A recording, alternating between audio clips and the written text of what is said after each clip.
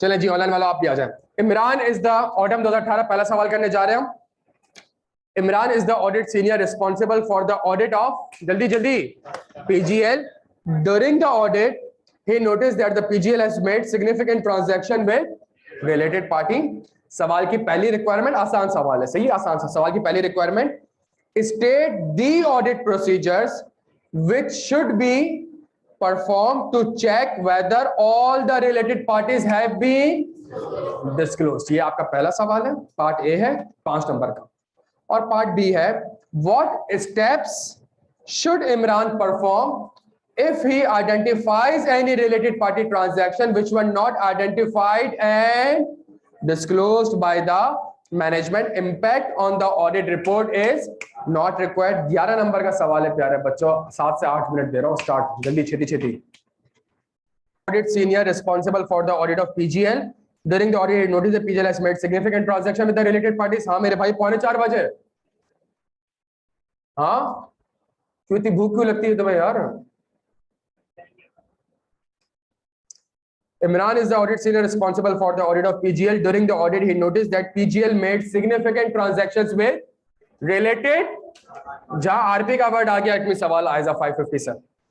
State the audit procedure which should be performed to check whether all the related parties have been। Procedure बताए जिससे ये ensure हो जाए कि सारी की सारी RP डिस्क्लोज हो चुकी है। प्रोसीजर बता दें जिससे सारी की सारी RP डिस्क्लोज हो चुकी है। तो मैं क्या कहूंगा, पार्ट ए का मेरा आंसर क्या होगा? पार्ट ए का मेरा आंसर होगा as an auditor I will perform the following audit procedure. और मेरा पहला प्रोसीजर होगा inspect the shareholder register, inspect the minutes of the meeting of board of directors, inspect the statement of conflict of board of directors, और bank confirmation, legal confirmation और कुछ invoices वगैरह देख लूंगा प्यारे बच्चों। तो इससे मुझे न्यू रिलेटेड मुझसे ये इंश्योर हो जाएगा सारी की सारी RP मैनेजमेंट ने डिस्क्लोज। ये कितने लोगों ने लिख लिया प्यारे बच्चों? आसान था यार ये। जी मेरे भाई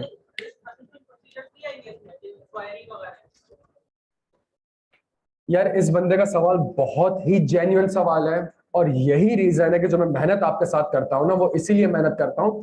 ये सवाल आपके जहन में आया क्यों है पता है? ये सवाल आपके जहन में इसलिए आया है बिकॉज आपके सामने एक RP का स्ट्रक्चर बना हुआ है। ये समझने की कोशिश करिएगा, आपके सामने एक RP का स्ट्रक्चर बना हुआ है। आपके एक बच्चे का ये भी जहन में आ रहा होगा सर वर्ड तो डिस्क्लोज्ड का है, क्या ये वाले प्रोसीजर नहीं आएंगे?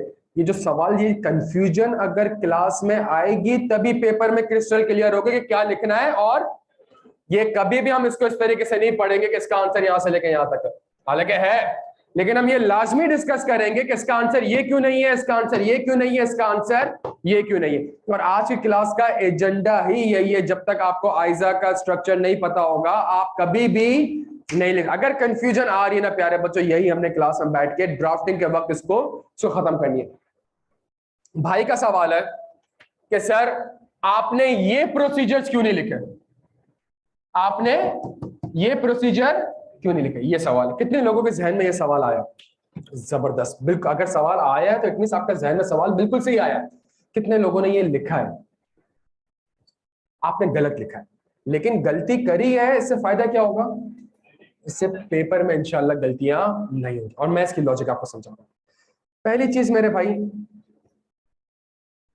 सवाल कह रहा है, सवाल की रिक्वायरमेंट बड़ी क्लियर है। सवाल की रिक्वायरमेंट क्या है? State the audit process which should be perform to check whether all the related parties have been disclosed.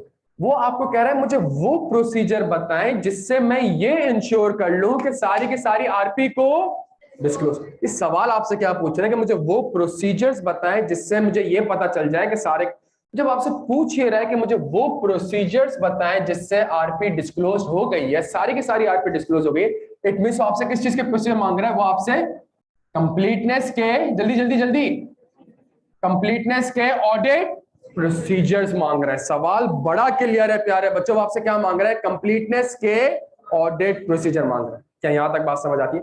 अगर सवाल में ये लिखा हो बताएं क्या प्रोसीजर्स परफॉर्म करेंगे ताकि रिलेटेड पार्टी के ऊपर रिस्क आइडेंटिफाई कर सके, बताएं क्या प्रोसीजर परफॉर्म कर सकेंगे ताकि रिलेटेड पार्टी के ऊपर अब अगर सवाल वो यूं पूछ रहा है तो मुझे कौन से प्रोसेस लिखने पड़ेंगे? देन मुझे ये वाले प्रोसेस लिखने पड़ेंगे। कि यहां तक बस बड़ा जरूरी है कि मैं सवाल में देखूं कि वो मुझसे, और आरपी के अंदर सबसे बड़ा मसला क्या है सुनिएगा, ये पहली किस्म के प्रोसीजर है, ये दूसरी किस्म के, ये तीसरी किस्म के, ये चौथी किस्म के, ये 5 टाइप्स ऑफ ऑडिट प्रोसीजर है। जब पेपर में सवाल आएगा तो ये कंफ्यूजन रहेगी कि कौन सा लिखना है और कौन सा। तो हम जितने भी सवाल करेंगे हम कभी भी इस तरीके से नहीं पढ़ेंगे कि इसका आंसर यहां से लेकर यहां तक है। हम लाजमी डिस्कस करेंगे कि इसका आंसर ये वाला क्यों नहीं है। मैं आपके सामने सवाल वापस रीड करता हूं।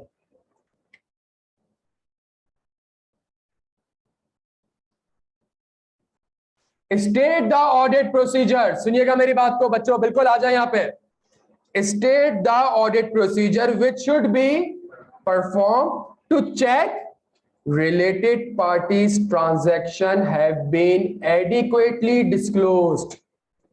State the audit procedure which should be performed to check related party transaction have been adequately disclosed. अगर मैं सिर्फ ये चेंज कर दूं मेरा आंसर पूरा का पूरा चेंज हो जाएगा। Have been adequately disclose. अब आपको ये ऑडिट प्रोसीजर परफॉर्म करने पड़ेंगे। इतनी बारीकी है मेरे प्यारे बच्चों, इसमें लगा ले रट्टा जितना लगाना, लेकिन जब तक लॉजिकली नहीं समझेंगे आप नहीं लिख पाएंगे पेपर में क्या लिखा है। हम फाइनल के सवाल करेंगे तो हमें रियलाइज होगा।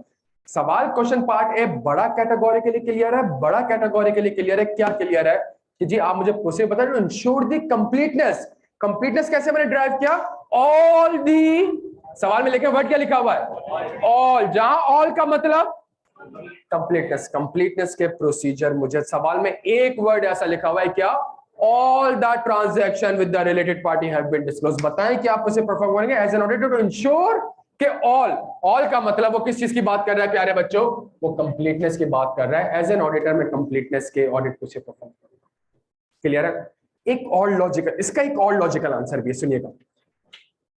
What step should Imran perform if he identifies any which were not identified? And प्यारे बच्चों इसका आंसर, अब सेंस बन रहा है इस चीज का कि पार्ट ए में वो आपसे ये इसलिए पूछ रहा है जब आप ये परफॉर्म करोगे तो आपको एक न्यू रिलेटेड पार्टी आइडेंटिफाई होगी, और अगर आपको न्यू रिलेटेड पार्टी आइडेंटिफाई हो गई तो अब एज एन ऑडिटर आप क्या ऑडिट प्रोसीजर परफॉर्म करोगे। तो मैं क्या करूंगा? जितना कुछ पुराना लिखा है वापस से करूंगा। एंगेजमेंट टीम को कम्युनिकेट करूंगा, सही है। मैनेजमेंट से रिक्वेस्ट करूंगा किसके साथ? सारी की सारी मैनेजमेंट को कहूंगा तुम्हारे इंटरनल कंट्रोल इतने इनइफेक्ट, वीक का वर्ड यूज नहीं करते, इंटरनल कंट्रोल इतने इनइफेक्टिव क्यों थे कि ट्रांजैक्शन को, आरपी को आइडेंटिफाई, अपने रिस्क असेसमेंट को रिवाइज करूंगा, उसके अगेंस्ट मजीद ये जो न्यू रिलेटेड पार्टी है उसके ऊपर ऑडिट। और अगर मुझे लगता है मैनेजमेंट ने जानबूझ के मुझे नहीं बताया तो फ्रॉड क्या। यहां तक बात समझ आ रही है? अभी हम सिर्फ ये समझ रहे हैं हल्के हल्के कि कौन सा लिखना है कौन सा नहीं लिखना। आगे 3-4 सवाल बाद हमें नहीं समझ में आ रहा होगा कौन सा लिखना है, और हम यही कंफ्यूज हो जाएंगे। क्या कंफ्यूज हो जाएंगे कि इसका आंसर में लिखना क्या है, और मैं आपको प्रूफ करके दिखाऊंगा आज की क्लास में। सही है? क्लियर है प्यारे बच्चों? तो ये बड़ा जरूरी है। जो आपका सवाल है मेरे भाई, जो भाई ने सवाल पूछा उसी के ऊपर जो आपको दूसरा हैंडआउट मिला है उस पे आ जाए।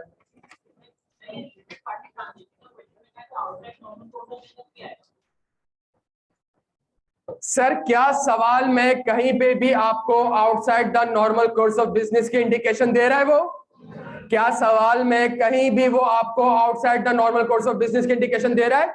क्योंकि जब वो outside the normal course of business की इंडिकेशन नहीं दे रहा तो आपने नहीं लिखना। इसी के ऊपर मैं आपके सामने एक और सवाल रखूंगा। बट ये तो नहीं कहा outside the normal course of business हो रही है।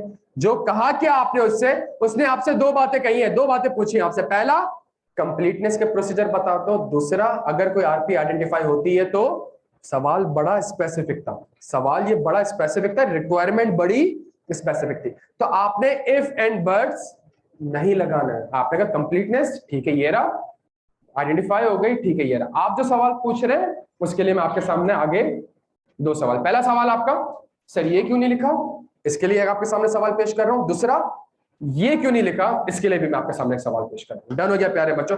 हम सवाल भी जिस सीक्वेंस में करेंगे वो बड़ी इंपॉर्टेंट है, खुदा का वास्ता है सुन लें ये बात। हम सवाल जिस सीक्वेंस में कर रहे होंगे ये बड़ा इंपॉर्टेंट है, ताकि आपको पता चल जाए कि आई कैप आपके साथ खेलता किस तरीके से। जब तक हमें ये नहीं समझ आएगा आई कैप मेरे साथ कैसे खेल रहा है, मैं कभी भी एज अ स्टूडेंट कभी भी पेपर पास नहीं कर सकूंगा। यहां तक बात समझ आ रही है?